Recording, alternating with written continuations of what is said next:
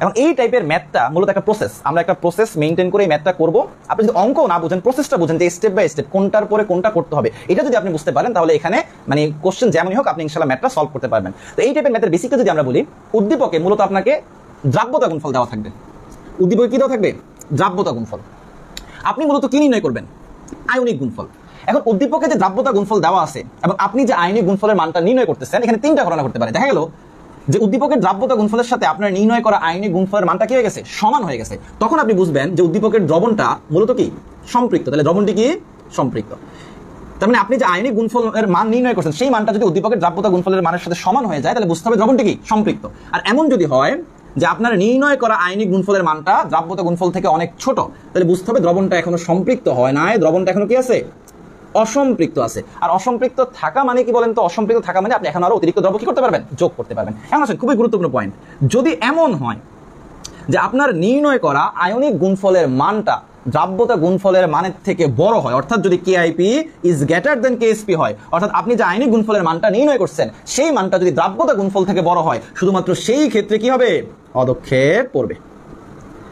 তাহলে আপনার বেসিক কাজটাই মূলত কি? আপনি আয়নিক গুণফল নির্ণয় করবেন। কি নির্ণয় করবেন? আয়নিক গুণফল নির্ণয় করবেন। আয়নিক গুণফল নির্ণয় করার পরে ওই আয়নিক গুণফলের মানটা যদি প্রদত্ত দ্রাব্যতা গুণফলের মান থেকে বড় হয় তাহলে পদক্ষেপ পড়বে, আদারওয়াইজ পদক্ষেপ পড়বে না। আসেন এখান থেকে জাস্ট আমরা একটা ম্যাথ করাবো এবং একটা ম্যাথ আমরা এমনভাবে করানোর চেষ্টা করবো এই ম্যাথটা করার পরে এই টাইপের যত ম্যাথ আছে আপনি ইনশাআল্লাহ সলভ করতে পারেন।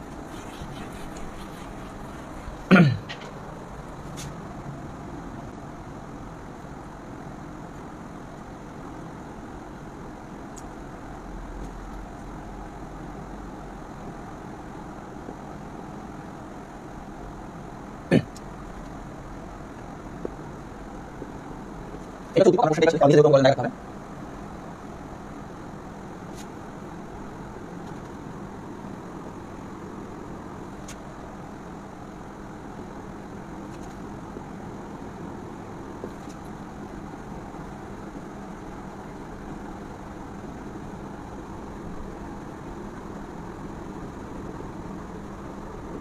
আচ্ছা দেখেন কোশ্চেনটা বুঝেন, কোশ্চেনটা বুঝলে আপনার অঙ্কের ম্যাক্সিমাম বুঝে যাবে। আমরা কোশ্চেন অনুযায়ী আগাবো। এখানে কোশ্চেনে কি বলছে বলেন তো? উদ্দীপকের দ্রবণ দ্বয়কে মিশ্রিত করলে, তাকে আমরা এতটুকু অংশটাকে সলভ করি। উদ্দীপকের একটা পাত্রে আছে সোডিয়াম ক্লোরাইড, আরেকটা পাত্রে আছে সিলভার নাইট্রেট। তা আপনি যখন দুইটা পাত্রকে মিশাবেন একটা বিক্রিয়া হবে। তা আমরা শুরুতেই লিখবো, আমরা যদি সলিউশনটা শুরু করি, এখানে আনসারটা যদি দেখি তাহলে আনসারের শুরুতে একটা বাংলা কথা হবে যেটা আমি স্কিপ করতেছি, আমি মুখে বলতেছি। দেখেন শুরুতে আমরা কি লিখবো? এই যে কোশ্চেনে যেভাবে বলতে হবে যে উদ্দীপকের দ্রবণ দ্বয়কে মিশ্রিত করলে নিম্নলিখিত বিক্রিয়া ঘটে। উদ্দীপকের দ্রবণ দ্বয়কে মিশ্রিত করলে নিম্নলিখিত বিক্রিয়া ঘটে। তাহলে বিক্রিয়াটা কি হবে বলেন তো? Sodium chloride plus silver nitrate. তাহলে দেখেন যে কোনো রাসায়নিক বিক্রিয়া হোক সলভ করা অনেক ইজি। একটা অংশ প্লাস থাকে, একটা মাইনাস থাকে, একটা প্লাস থাকে, একটা মাইনাস থাকে। মাথায় রাখবেন যখন বিক্রিয়া হবে একটার প্লাসের সাথে অন্যটার কি হবে? মাইনাস যুক্ত হবে। তাহলে এখানে সিলভারের যে প্লাসের সাথে কি হবে? Chlorine minus. তাহলে একটা উৎপাদ হবে কি? AgCl। আর আরেকটা উৎপাদ কি বলেন তো? সোডিয়াম নাইট্রেট, এই যে NaNO3। এখন দেখেন তাহলে আমাদের প্রথম কথাটা কি হবে? যে উদ্দীপকের দ্রবণ দ্বয়কে মিশ্রিত করলে নিম্নলিখিত বিক্রিয়া ঘটে। ওকে, তার মানে আমি উদ্দীপকের দ্রবণ দুইটাকে মিশাইলাম।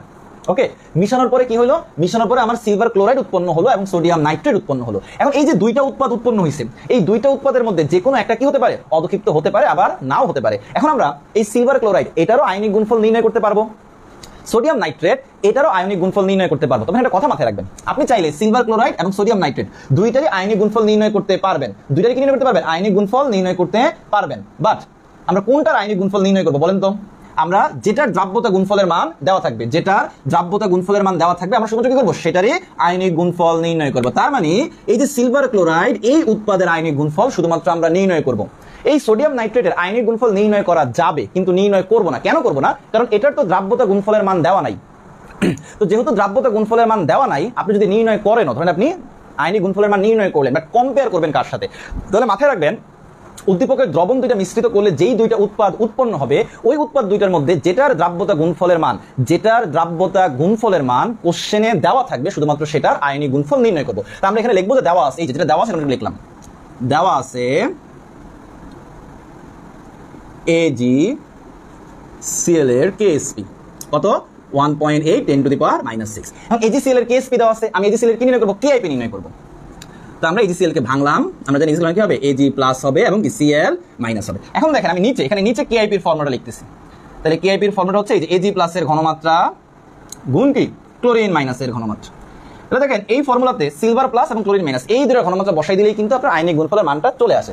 আচ্ছা এখন একটু খেয়াল করে দেখেন এই যে সিলভার প্লাসটা কোথায় আছে, এই যে এখানে আছে সিলভার প্লাস নাইট্রেট মাইনাস, এই যে সিলভার প্লাসটা এখানে আছে, তাহলে সিলভার প্লাসের ঘনমাত্রা কত 0.1 মোলার। মাথায় রাখবেন এখানে 1:1 আছে, কি আছে 1:1 আছে, তাহলে এই পাত্রে সিলভার প্লাসের ঘনমাত্রা কত 0.1। বাট এখানে কারণ কি এই সিলভার নাইট্রেটকে আপনি যখন ভাঙবেন একটা সিলভার প্লাস পাবেন, এই জন্য এখানে 0.1 হবে। বাট যদি এমন হইতো যে এই যৌগটাকে ভাঙলে আমি দুইটা সিলভার প্লাস পাইতাম, সেক্ষেত্রে কিন্তু 0.1 সাথে কি করা লাগতো 2 গুণ করা লাগতো। আচ্ছা এখন দেখেন এই যে সিলভার প্লাসের ঘনমাত্রা 0.1 মোলার, এটা কত আয়তনে 50 লিটার আয়তনে। কিন্তু আপনি যখন উদ্দীপকের দ্রবণ দুইটাকে মিশ্রিত করছেন তখন আয়তন কত হয়েছে বলেন তো 30, আর এই 50 মিলে মোট আয়তন কত হয়েছে বলেন তো 80 লিটার হয়েছে। তার মানে এই যে সিলভার ক্লোরাইডটা উৎপন্ন হয়েছে এটা কি মিশ্রিত করার আগে উৎপন্ন হয়েছে নাকি পরে উৎপন্ন হয়েছে? সিলভার ক্লোরাইডটা উৎপন্ন হয়েছে মিশ্রিত করার পরে, অর্থাৎ সিলভার ক্লোরাইডটা এখন কোন আয়তনে আছে? সিলভার ক্লোরাইডটা আছে 80 লিটার আয়তনে। কত লিটার আয়তনে? 80 লিটার আয়তনে। তাহলে সিলভার প্লাসের আয়তন 50 লিটারে কত 0.1 মোলার। এটা হচ্ছে মিশ্রিত করার আগের আয়তন, আমাকে আগে ঘনমাত্রা। তো আমাকে বের করতে হবে যে এই 80 লিটার আয়তনে অর্থাৎ মিশ্রিত করার পরে সিলভার প্লাসের ঘনমাত্রা কত, সেই ঘনমাত্রা আমরা কি করতে পারবো এখানে বসাইতে পারবো। তার মানে এই যে 0.1 মোলার এটা কি সরাসরি এখানে বসানো যাবে না, আপনাকে দেখতে হবে যে মিশ্রিত করার পরে সিলভার প্লাসের ঘনমাত্রাটা কত হয়, অর্থাৎ 80 লিটার আয়তনে সিলভার প্লাসের ঘনমাত্রাটা কত হয় সেটা বের করতে হবে। সেটা বের করে কি করতে হবে এখানে বসাইতে হবে। তো আমরা লিখবো এভাবে যে মিশ্রিত দ্রবণে, আপনি লিখবেন মিশ্রিত দ্রবণে, বা আপনি যদি এভাবেও লিখতে চান যে মিশ্রিত করার পর, তাহলে মিশ্রিত দ্রবণে সিলভার প্লাসের ঘনমাত্রা নির্ণয়।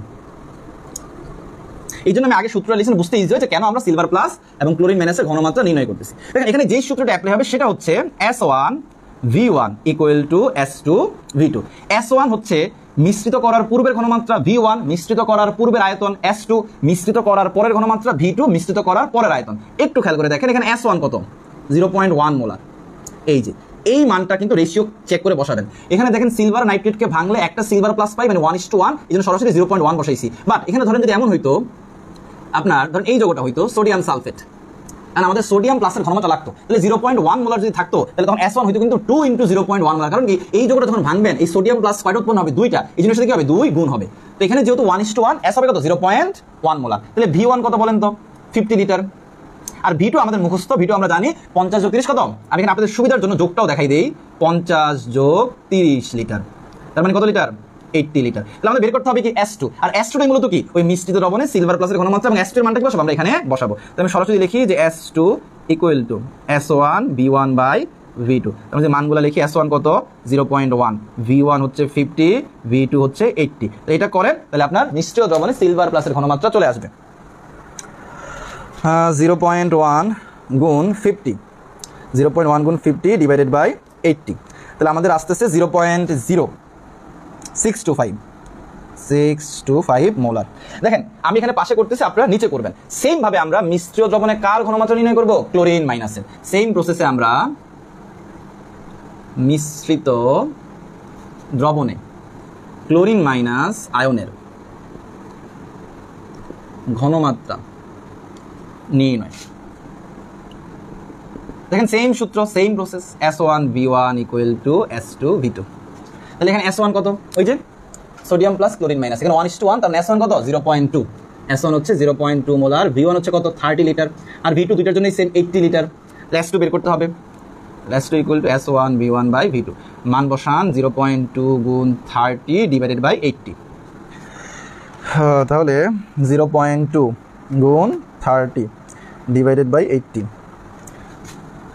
0.075 মোলার, 0.075 মোলার। এখন এই মানগুলো এখানে একটু বসান। তাহলে সিলভার প্লাসের ঘনমাত্রা কত 0.0625, এটা হচ্ছে 0.075। তাহলে আমরা যদি গুণ করে দেখি তাহলে 0.0625 গুণ 0.0625 গুণ 0.075, তাহলে আমাদের আসতেছে 4.68।